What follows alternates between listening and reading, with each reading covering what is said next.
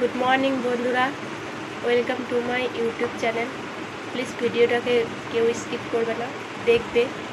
যদি ভালো লাগে তাহলে লাইক কমেন্ট করবে। তো এখনই ঘুম থেকে উঠলাম, সারাদিন যা যা করি সেটাই তোমাদের সাথে একটু শেয়ার করবো। এই যে আমার ছেলে এখনও ঘুমাচ্ছে। তো হাই বন্ধুরা, দেখো বাড়ির সমস্ত কাজ হয়ে গেছে। আমি এখন বসে গেছি রান্নায়, একটু চা খাবো। তো সবার প্রথম বলি, চা খাওয়ার আগে আমি এই যে এটা দেখছো, এটা সবাই চেনো নিশ্চয়ই আশা করি। তো এটা খাই আমি খালি পেটে রোজ। তো তোমরা সবাই বলবে যে এটা খেলে কি হয়। এটা খেলে স্কিনের যে কোনো প্রবলেম থাকে, ব্রণ টনো, সেগুলো সব ঠিক হয়ে যায়। এগুলো রোজ খালি পেটে খেলে পরে তোমার কোনো ক্রিমের দরকার হবে না। তো আশা করি যদি সবার ভালো লাগে ভিডিওটা, কি যেটা আমি খাবো সেটা, তাহলে সবাই খেয়ে দেখতে পারো। বেশি না, এক সপ্তাহ ট্রাই করে দেখো, তাহলে বুঝতে পারবে। কিন্তু খেতে হবে, একটু কষা লাগে, কিন্তু কিছু করার নেই। তো চলো, সকাল সকাল আমি ব্লগটা শুরু করে ফেলেছি। কী কী করছি তোমরা দেখো। এখন আমি রান্না করব।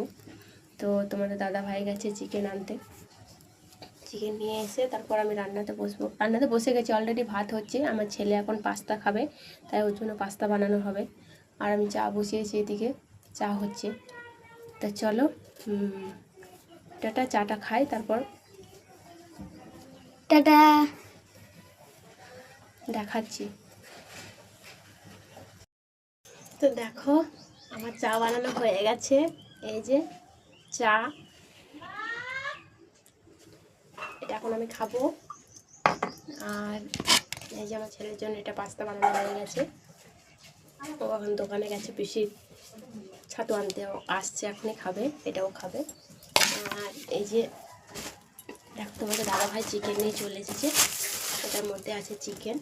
আজকে হবে শুধু চিকেন আর ভাত। চিকেন রান্না করবো।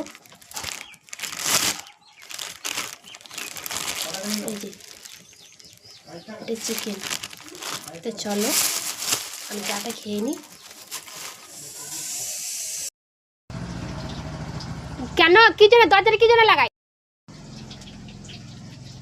কেন কেন বলো তো? দাদু মাথা